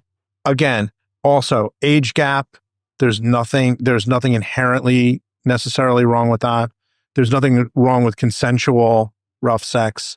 Okay. But there's a pattern with this guy. And when you hear this, you can't, he has denied it and all that stuff. But there is a pattern with this guy that we have covered already on this episode that has gone back a pretty long way, which makes me take those accusations very seriously. On that note, somebody else who's been accused of sexual assault. Amazing pivot. Thank you very much. Someone who's been accused of sexual assault, and somebody who is in the news for his associations with a certain financier, Jeffrey Epstein, Donald Trump. The New York hedge fund manager. Yeah, the financier, Jeffrey Epstein, has Dave Portnoy at the White House, invites him to the White House, has a very avuncular kind of attitude with him, brings him out, and they have they sit out outdoors. It's a sit-down interview. Dave is looking really serious, and it's kind of like a huge moment for him. It's a moment in which I feel like he becomes much more polarizing of a figure, because people who just passively watched him to that point may have sensed that he was reactionary to a degree. But I feel like this, all of a sudden he's like, whoa, he's a Trumper. It spells it out, because not everybody knows that those things you were talking about, him selling MAGA hats and all whatever else. This time you really see him separate from the sports stuff. He's there with Trump, and Trump is really, lathering him with attention in this interview, which is a complete softball type thing, chance for Trump to just run wild saying everything that he wants to say. Yeah, this is really the moment where this question of Barstool, it was about them when I think I tweeted about the tweet that I had, which gives me ownership over the phrase Barstool Conservatives, was there are two kinds, in the future, there will only be two kinds of conservatives, neo-Nazis and Barstool Conservatives. And some nice writers from Politico, I don't think they saw my tweet. I think they came upon this independently, to be clear. But the basic premise was, well, how do we understand how conservatism works today? Not all of them are neo-Nazis, of course. What about, and there are still some vanishingly few William F. Buckley, rock-ribbed, Mitt Romney-type conservatives who are really in it for, reducing capital gains tax. But what about all these guys, these low-information voters? These guys who just want to chug a beer and ogle a woman and play fantasy football and place a couple of bets and bro down with their buds. What if they voted? Who are they going to vote for? How do we attract their vote? How do we sell them on the idea of an authoritarian state while cloaking it in something relatively harmless? Well, I would argue the perfect person to do that is Dave Portnoy. And this is that kind of zone when people say the manosphere. This is the target audience, or at least conceptually the target audience of the manosphere is the guys, dudes rock. Let's drink some cold ones. I hate politics, but I love this guy kind of thing. Yeah. And what they love about this guy is that, again, what I've said a couple of times is it's about a bunch of children who don't want to take responsibility for anyone or believe that a lot of other people in the world are real people. And they would rather be able to treat them as objects of derision or hatred or both. And both Trump and Portnoy give them license to do that. Now, it's very clear to me that Portnoy's politics got explicitly far more MAGA-fied and conservative starting in 2020, and I think the pandemic played a huge role in that. I don't, however, think it was conscious. I think he was just doing what he always does, which is this preternatural instinct for finding wedge issues, placing himself at an extreme, and taking up arms. And that, the COVID stuff, the George Floyd stuff, the day trading stuff, that's just where the action was, and that's where Portnoy went. I think if you sat him down, hooked him up to a lie detector, and really grilled him about what he thinks about things, he would say stuff like, actually, he is pro-choice. And I think I believe that. Or he doesn't, he's not particularly down with some of the open anti-Semitism that we're seeing these days.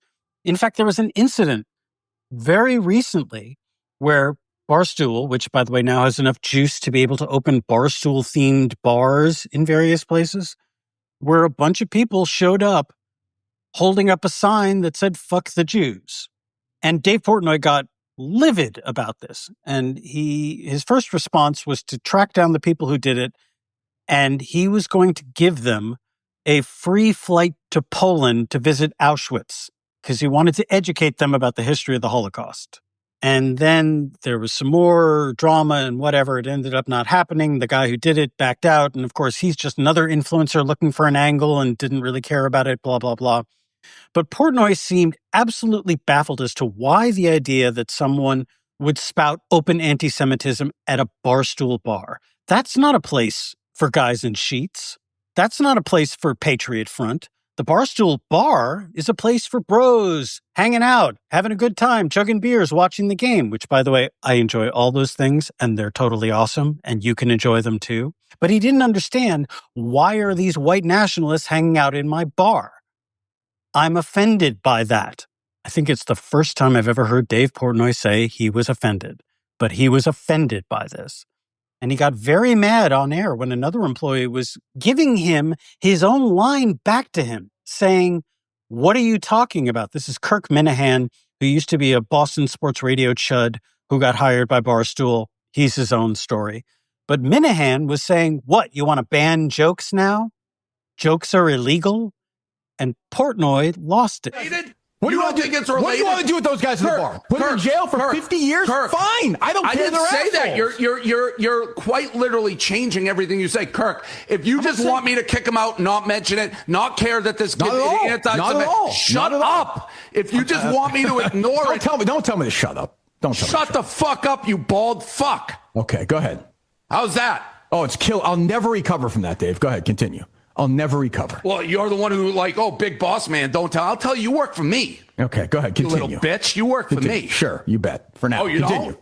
For now, quit. I don't care. Is this show or not a show? Is a show or not a show? We can't have a conversation? You're an idiot. Okay, continue. You're literally saying people should be allowed to make Jew jokes, say whatever they want right fucking now. Yes, I think people should be allowed to make jokes. So how many motherfucking Jews have to be killed before you stop? Then I don't think... What else? In this case, Portnoy was the social justice warrior, because in any internet fight, someone has to be the Nazi and someone has to be the social justice warrior. It's interesting what you're mentioning here, when it's like all of a sudden now we're in this place where all of a sudden he's offended about anti-Semitism, because I do want to talk about this angle of him. So because he's on the Trump online right and he's in the MAGA world, I have said before, I do think that the kind of anti-Semitic Trump supporter online is underrepresented. It's undercounted. I think there's a lot of them.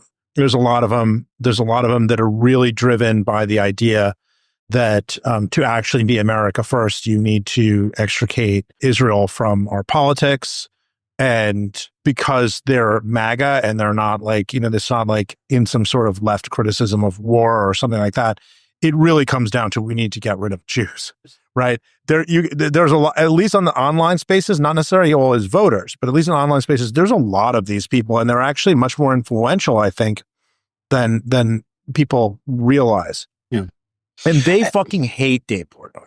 I don't know if you've noticed this, but the kind of the anti-Semitic America First types view him as this degenerate. Yeah. Right. He plays into this kind of the sort of anti-Semitic stereotype of, selling sex, selling this, selling that, right? Is sort of to corrupt the Gentile population and make money, exploit people or whatever. And he is portrayed that way online by a lot of people. And you see in his replies now, I don't remember if he was ratioed or whatever, but I saw like some of his posts getting like absolutely shredded by these people, like coming out like these people were driven by anti-Semitism.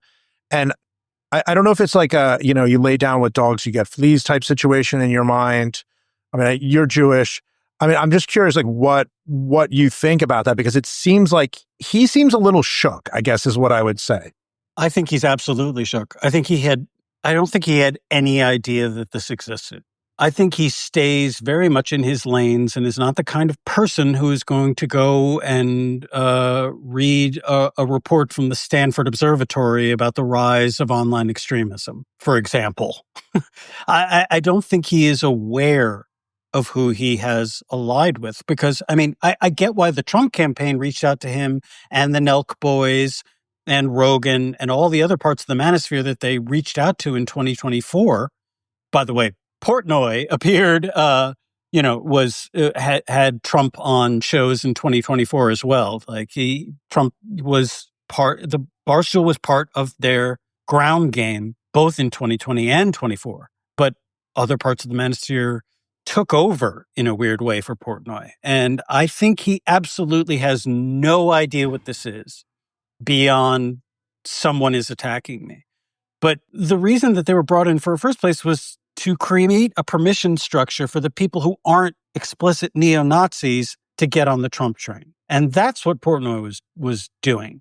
And that's why they did that White House sit-down interview, because they wanted that manosphere vote. In 2024, they got it. Yeah, they needed somebody to be the face of this like really vicious thing they were pulling in. Yeah. And Portnoy is more acceptable. Rogan is more acceptable. The Nelk boys. Even, what's his name? Who's that little runty dude who hangs around with Nick Fuentes? I forget his name. In any case, doesn't matter. There's like 10 of those guys. Yeah. Aiden Ross. I mean, Portnoy was the acceptable front for fascism. And that's the role that he has now. Does he want it? Absolutely not. I think he would very much like to turn back the clock 5 years and just stick with the rank misogyny and sort of nodding and winking racism that he engaged in before then. Well, what I would say to that, actually, which I think is I feel like important. It's important to kind of get out there. You can't have fascism without misogyny.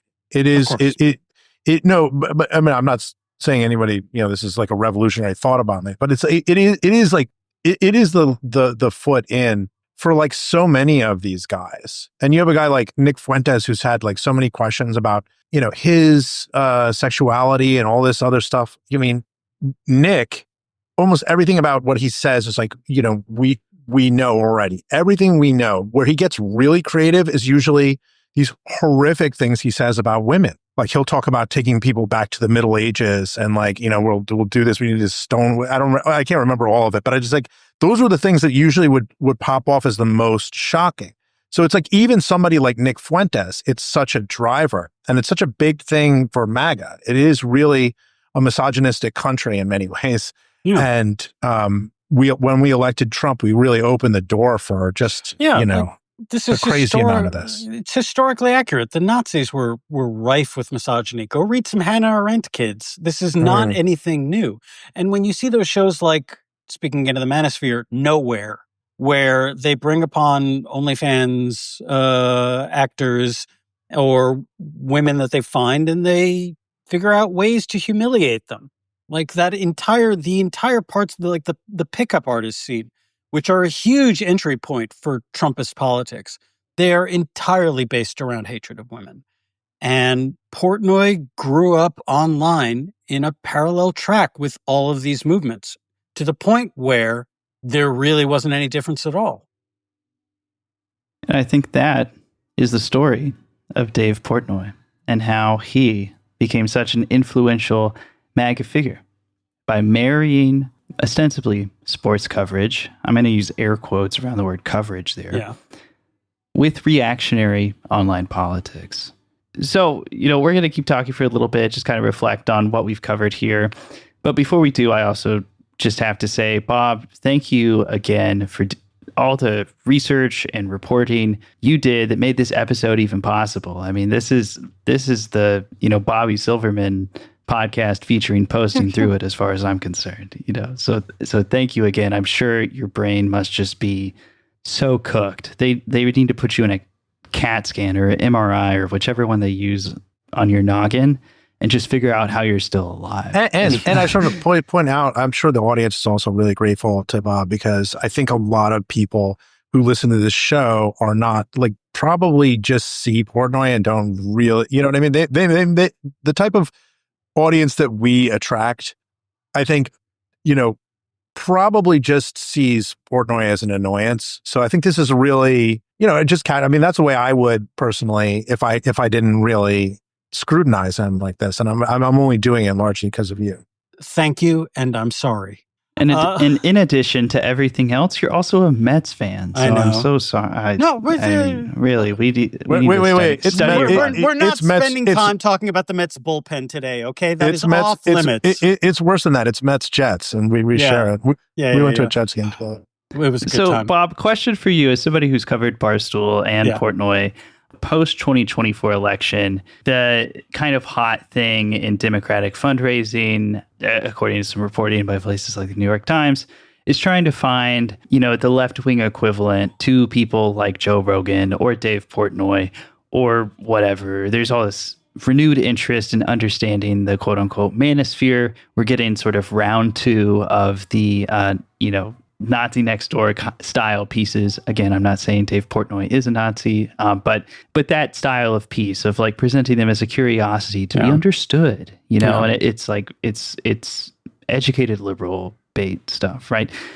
I am curious to what extent you think these characterizations of Portnoy, Barstool, this portion of online media, do you get the sense that, it's hard to tell, I guess, but do you get the sense that this is really moving the needle? Portnoy and Barstool are important enough that we've devoted a whole episode to it now, but I'm curious just in the broader political landscape, underrated, overrated?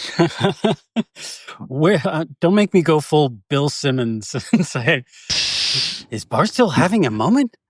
I kind of think I haven't been paying.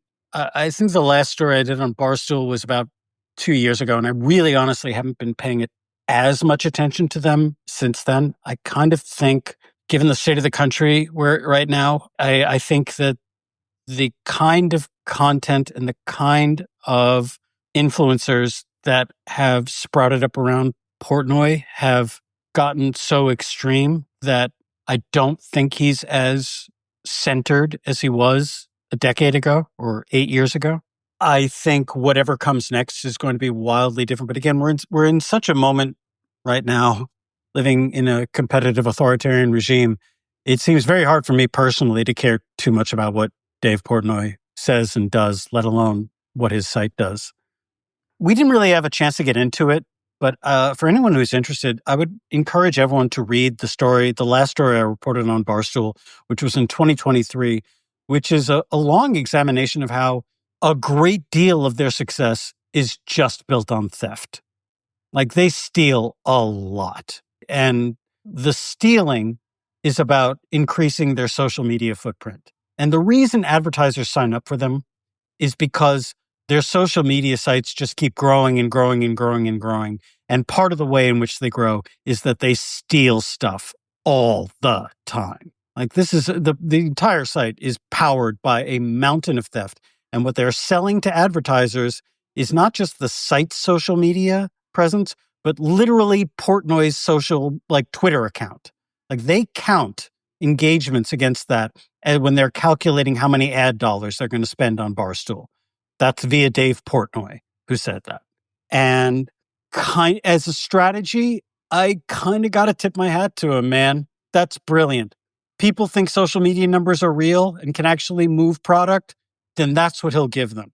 Does it matter if the numbers are based on anything at all? No.